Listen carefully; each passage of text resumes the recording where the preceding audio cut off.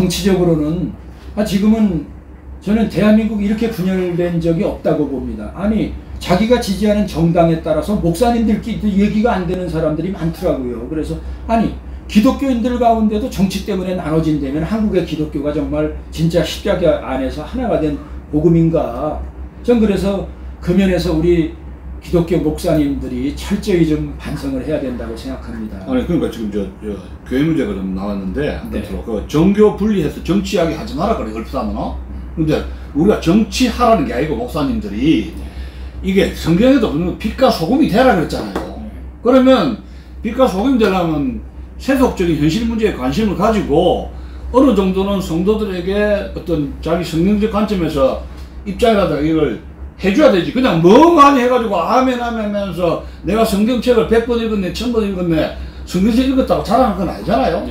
근데 지금 정치 이야기 하지 말라면서 세속적인 거를 완전히 담을 쌓아버려. 제가 인생의 반을 한국에서 살고 또 반은 미국에서 살았기 때문에 두 나라의 장단점을 그래도 많이 체험하고 있습니다. 그래서 신앙에도 미국 사람들, 미국의 교회에 장단점이 있고 한국 교회도 장단점이 있다고 생각해요. 저는 한국의 장점은 평신도들이나 목사님들의 헌신이나 열정 이런 거는 정말 대단하다고 생각해요. 뭐 굉장하죠. 예배에 대한 열심이나 제자 훈련, 성경 공부, 그 다음에 헌신하는 거, 뭐 정말 따라가기 힘들 정도로 굉장한. 그리고 뭐 5천만 밖에 안 되는 나라에서 수만 명 세계 2위의 선교사를 보낸다 하면 그건 선교 열정도 대단해요. 그래서 이런 면에서는 제가 상당히 자랑스럽게 생각하고 부흥사들도 자랑하잖아요. 근데 우리 한국교회에 제가 미국에 살아보면서 제가 미국에 갈 때 우리 선배 목사님들이 이런 분위기를 조성했습니다. 미국은 소돔과 고모라다. 그러니까 당신 가서 잘못하면 신앙 엉터리인 미국에서 신앙 다 버리니까 신앙 잘 지켜라. 그래갖고 제가 순진하게 20대 후반에 28에 이민을 갔는데 하늘산 기도원에 5일을 가서 기도하고 그 다음에 들어갔어요. 왜? 내가 소돔과 고모라인 미국에 가서 내 신앙의 정절을 잃지 않게 해주십시오. 근데 제가 미국에 한 30년 살다 보니까요.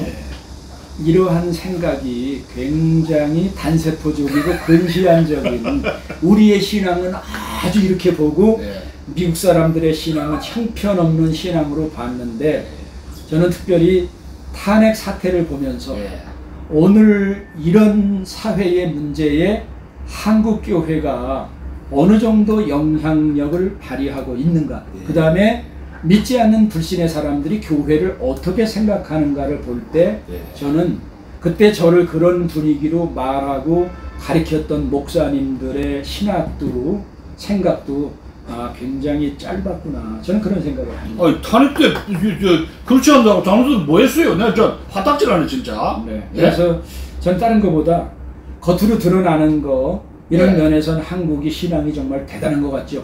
새벽 기도하고 뭐 부흥회 할 때는 세상 뒤집어질 것 같은데. 그게 껍데기 아니에요? 그럼 어떻게 보면 주여 주여 하는데 살주셔야 하는데 기복신앙 비슷하게. 한국의 신앙은 경건의 모양은 전 세계에서 열정도 패셔널. 경건의. 근데 내공이 껍데기 컨텐츠가 경건의 능력은 내가 기독교 신앙을 지켜서 손해와 이익의 분기점에 나에게 손해가 올 건가 이익이 올 건가를 따질 때 딱 능력은 거기서 나타나거든요. 내가 손해를 보더라도 설교 말씀에서 들은 내가 성경 말씀에서 기도회에서 부흥회에서 받은 게 원하는 대로 하는가 아니면은 내 손해 볼 짓을 안 하는 거. 이해관계 딱 걸릴 뿌리는 안 하잖아요. 거기에 한국 사람들이 약하더라고요. 결이 이해관계 그죠? 야, 저거 저는 그게 경건의 능력이라고 봅니다. 그래서 제가 미국에 갔을 때 겉모양으로 이 사람들 뭐 새벽 기도도 안 하고 일주일에 한 번 예배 드려갖고 어떻게 신앙을 지키는가 했는데 제가 미국에 살면서 오랫동안 보니까 미국 사람들은 우리나라 이제 1884년에 들어왔다 하면 이제 한 140여 년 됐잖아요. 그다음에 천주교까지 따져도 뭐 한 200년. 근데 개신교 140여 년이면은 저는 군대 생활로 따지면요.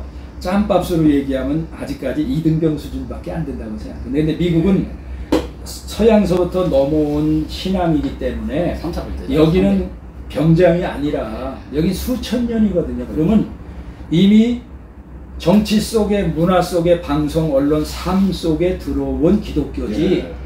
부흥회, 찬양 예배, 성경 공부 여기만 나타나고 딱 들어와서 시장에서 정치판에서 만약에 삶 따로 신앙 따로 지역 따로라면은 저는 그래서 한국에 겉으로 보여주는 거는 선교사 파송이나 대단한 것 같고 대형 교회 세계 20대 교회 중에 다 있는데 그러나 경건의 능력 면에서는 아직도 우리 한국은 많이 성숙해야 되겠다는 게 제 생각이에요. 그리고 예, 그게 내공이고 그래서 저는 세월이 좀 걸린다고 생각해요. 세월이 좀 걸리는데 우리 한국의 목사님들이나 부흥사들이 너무 한국을 띄워서 말세 뭐 하나님이 뭐 한반도를 통해서 역사하시고 뭐 이런 정말 거의 이단에 가까운 부흥 띄워주는 얘기, 자긍심을 높여주는 얘기도 좋지만요. 현 이 사회 가운데 기독교인들이 얼마나 사회적인 책임을 잘 하고 있는가를 보면은 저는 정치인들 때문이다가 아니라 보세요. 거기 조찬기도에 가면은 거의 50%에 가까운 사람이 기독교인들이거든요. 맞아요. 그러면 우리 영향력을 발휘해도요. 뭐 이념 떠나서 기독교인이 먼저다.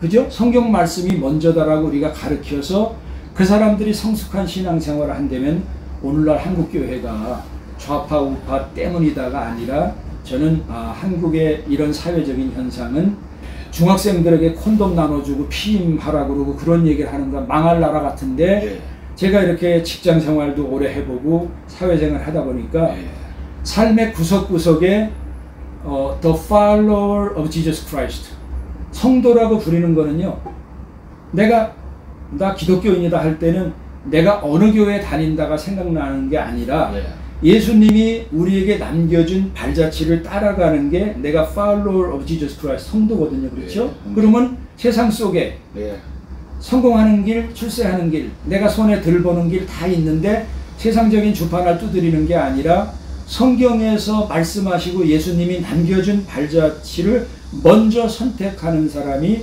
성숙한 크리스찬이잖아요. 그렇죠?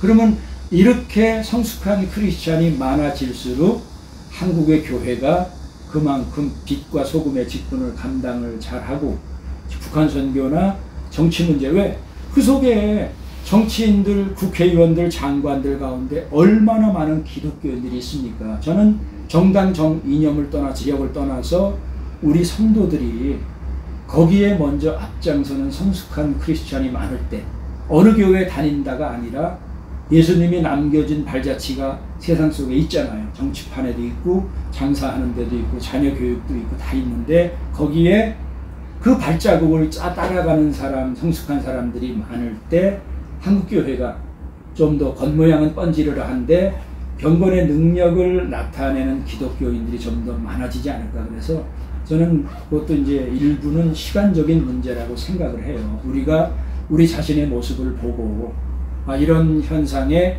어느 당 때문이자 그런 얘기는 누구나 할 수 있어요. 그러나 기독교인이라 말하는 제가 한국을 떠나기 전에 남산에서 쳐다본 저녁의 모습과 교회 십자가의 모습과 지금은요 비교도 할 수 없을 정도로 교회는 많아졌어요. 그렇죠? 1980년에 비해서 얼마나 기독교인들 물론 요즘에 뭐 기독교가 이렇게 줄어들긴 하지만은 그러나 미국에서 소시알러지 사회학에 어느 한 종교가 그 사회의 30%가 넘으면 그 종교가 그 사회를 지도해 나간다. 그게 소시알러지예요. 근데 한국은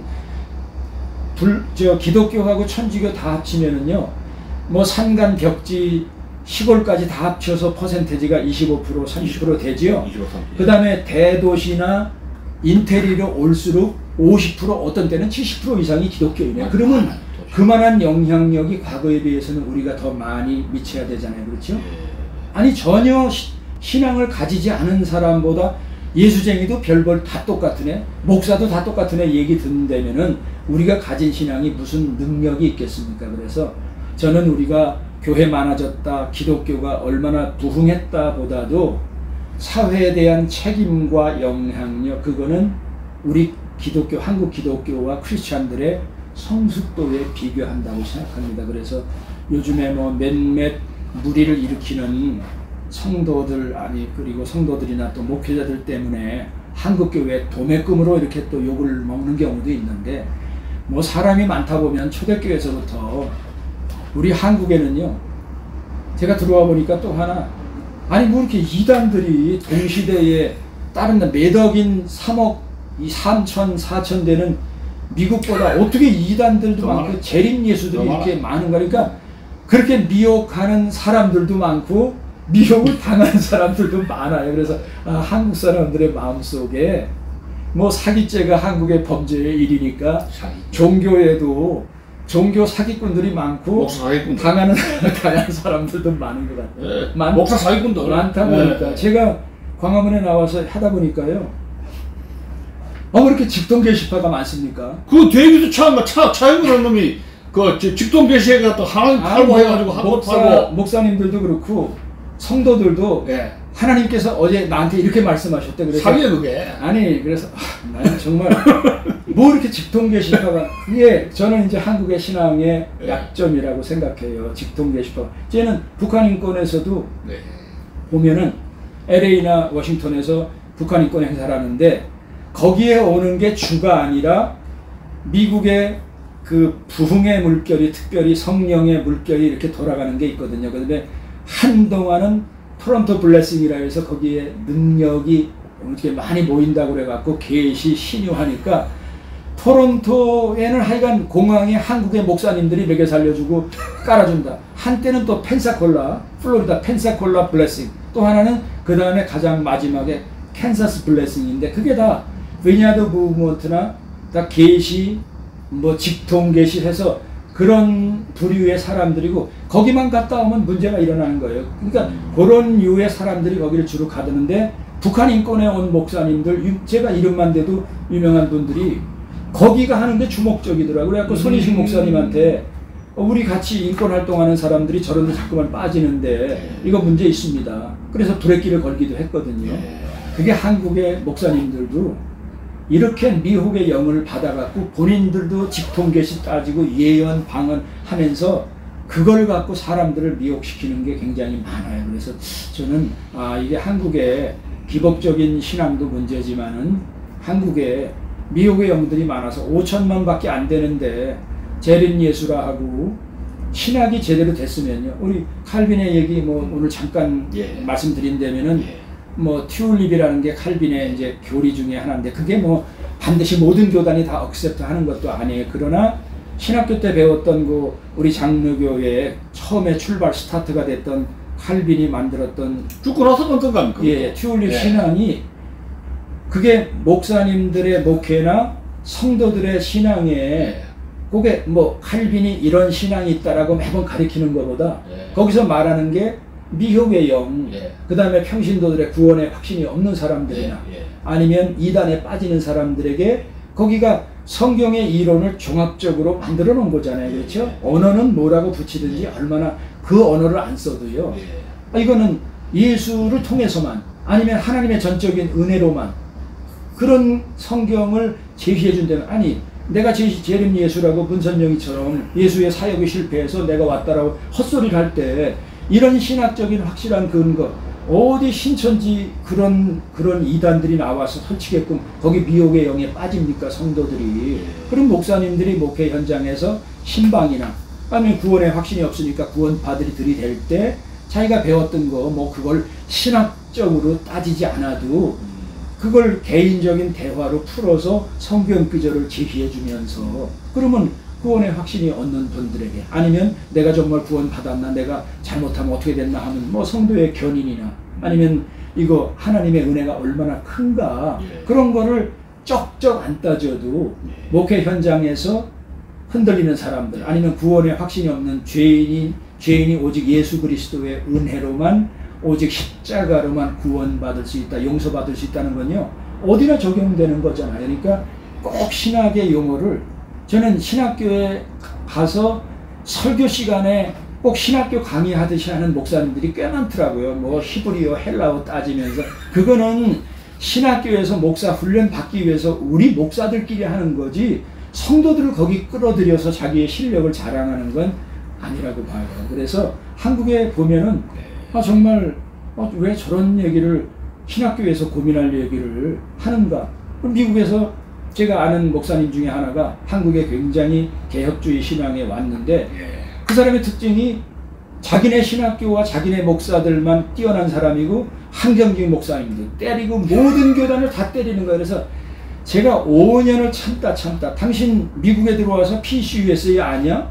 근데 자기네 신학교만 동문 따지고 말해요. 저는 미국에서 신학했으니까 동문 뭐면 당신 그러면 한국의 신학교로 가. 미국에서 신학교 PCUSA 받아들였으면 한국에서 장신감신 총신이 있어도 PCUSA에 하나로 뭉쳐야지 너희끼리 모이고 맨날 그러면 저는 미신이래요. 미국에서 신학했다고.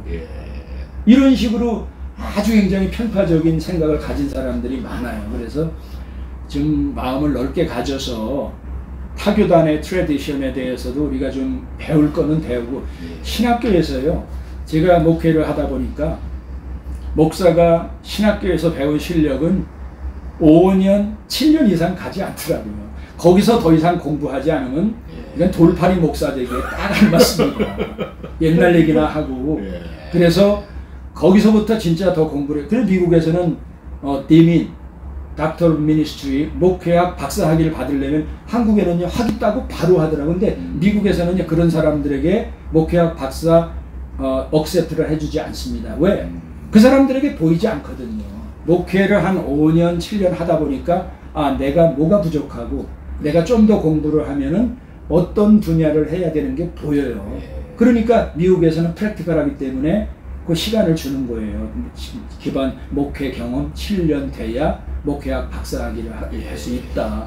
그래서 그런 면을 보면은 우리 한국에서 목사님들도 제가 칼빈 잠깐 말씀드렸는데 혹시 이 방송을 듣는 분들 중에 목사님들 계시다면은 여러분들 칼빈 신학 기독교 강요 이외에 칼빈에 대해서 신학교 졸업하신 다음에 얼마나 공부하셨습니까? 우리는 제가 작년 제 이야기로 보면 1년 동안 설교 듣잖아요. 그러면 제가 켈빈 그 예정론이나 절대주권론, 하나님 절대주권론, 튤립에 대해서 설교에 적응해가지고 설교하는 걸 1년에 한 번 거의 들을까 말까요. 그러니까 어려운지 이야기도 못 알아듣겠다고 생각하는 건지 이 현장하고 적응이 거의 안 돼요. 그래서 신학교에서 학점 따기 위해서 글쎄. 전 3년 동안 제가 더군다나 영어로 공부를 했으니까 얼마나 시간 저는 1년 반은요 24시간 잠을 안 자고 제가 머리가 신학교 졸업한 다음에 반이 혔어요. 그것도 쳐버렸네요. 왜냐하면 진액이 빠지니까 또 교회 주말에 교회 봉사해야지. 그래서 신학교 때라도 책을 많이 읽고 고민하지 않으면 정말 돌팔이 목사 되고 또 신학교 공부해도 미국 장로교회는 1년에 한 번씩 반드시 컨티뉴잉 에듀케이션 받아서 서티피케이트를 받아야 목사 라이센스를 리뉴를 해줍니다. 공부를 많이 시켜요. 그러니까 공부를 하지 않으면요 성도들이 불쌍해. 제가 좀 부끄러운 얘기지만은 전도사 때나 목사 초창기에 했던 설교문이나 그걸 지금 보면요 내 설교를 30분간 들어준 평신도들 감사하다. 그 다음에 설교 제가 듣는 입장에 보니까 설교 너무 오래 하면은 제발 빨리 끝났으면 물론 은혜 받아서 시간 가는 거 모르게 하면 좋지만은 설교 시간이나 그 다음에 목사님들이 얼마나 목회 초년생에서 나이에 비해서 그냥 시간이 흘러내 가는 게 아니라 얼마나 더 많은 공부를 하고 또 성숙한 목사가 되기 위해서 노력하는가에 따라서 양질의 꼴을 먹고 교인들이 더 같이 목사님의 성장과 더불어서 더 성장할 수 있고 그렇지 않은 경우도 제가 많이 봅니다. 그래서 저는 뭐 여러 가지 얘기했습니다. 이게 제 얘기가 뭐 전체적으로 다 맞는 얘기는 아니고 굉장히 지극히 주관적인 얘기입니다. 그러나 제가 이제 미국에서 한 30년 살아보고 한국에 또 나머지 한 30년 살아보니까 장단점이 이렇게 보이고 뭐 한국의 교회와 한국의 신앙인들의 장점도 있고 미국의 다 장점도 있습니다. 그러나 한국의 신앙의 가장 큰 문제는 생활 속에 삶 속에 일반 삶 속에 생활화 이게 안 되거든요. 그 이해관계가 싹 돌아서 그런다니까요. 성숙도가 성숙도가 우리가 한국이 많이 아직 모자르구나. 그래서 그 면에서 목사님들도 목사는 정치에 아니야. 신앙인들은 정치에 종교분리 말하라. 종교분리. 저는 뭐 종교분리라는 말을 쓰는 것보다 그분들에게 예. 이런 질문을 하고 싶습니다. 여러분들이 가지고 있는 하나님 나라의 영역은 예. 교회뿐입니까? 하나님 나라는 우리 이주천 교수님은 하나님 나라를 어떻게 생각해요? 하나님 나라가 어디 가면 어디라고 생각을 하세요? 아니 그 경계가 is over there? 아니 경계가 꼭 있는 건 아니잖아요. 그게 지상의 나라와 이제 하늘의 나라 두 가지를 저는 하나님 나라는 하나님 나라는 4H로 이렇게 표현하잖아요. 너희 가운데 있다. Your heart, in your heart. 그 다음에 among you. 또 사이에. 그 다음에 House of God, 하나님의 교회 안에, 그 다음에 Family, 그 다음에 이제 Heaven, 이렇게 네 가지 H로 얘기를 하잖아요. 그러면 저는 하나님 나라는 예수 그리스도를 나의 구세주로 고백하는 사람이 살아있는 모든 삶의 영역이 하나님의 영역이고, 정치가 중에 예수님을 믿는 사람이 있으면 그 정치가가 가는 그 현장이 우리 하나님의 나라의 영역이에요. 그러면 종교 분리란 말이 이게 신학적으로 맞는 말입니까? 아니 네덜란드 정치가 그 칼퍼 대단한 신학자인데 그럼요. 대학 총장인데 정치까지 해가 탁월한 하나님의 나라는 칼퍼. 하나님의 나라는 청와대도 예외가 아니고 국회 왜 거기에 하나님을 예수 그리스도를 나의 구세주라고 고백하는 사람들이 있기 때문에 거기가 reign of God 어느 반들이가 아니라 하나님의 능력이 미치는 곳이 저는 하나님의 나라라고 생각하기 때문에 기독교인은 정치에 관여하지 말아라. 저는 그런 말은 대답할 가치도 없고 거기에 응답할 필요를 느끼지 않습니다. 왜냐하면 저는 그 사람들이 있는 곳이 다 하나님의 영역이기 때문에 물론 방법론에 어떻게 그들에게 관여하느냐가 그건 사람마다 다 생각이 다르지만은 저는 그 사람이 있는 곳에 정치 행위가 아니라 그 사람이 있는 곳에 신앙 행위만 해도요.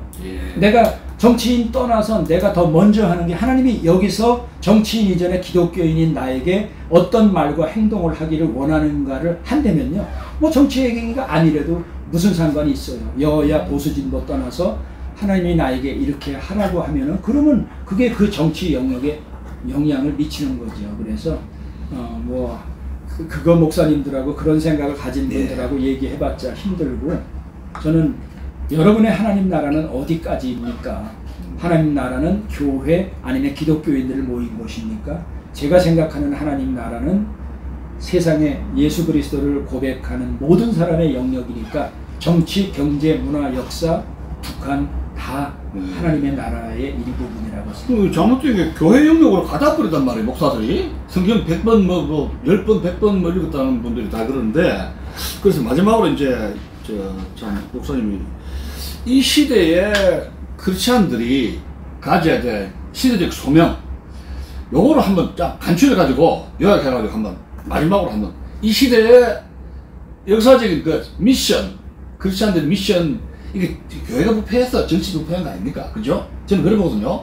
그래서 몇 가지로 이제 북한 해방 문제에 관심을 가져야 되겠다는 것이 이번에 케빈 선거지 1코를 제가 보니까 북한 해방에 대해서 한계가 보일까 말까 56개 칼럼 중에서 제가 그래서 되겠느냐고 내가 기가 차서 말씀드린 거예요. 그거 하고 지금 말세적인 정상도 좀 있고 한데 이거 빛과 소금이 돼야 되는 거 아닙니까? 이 크리스찬들이. 근데 일상적인 사람들하고 이해관계가 걸리면 똑같이 행동한단 말이에요.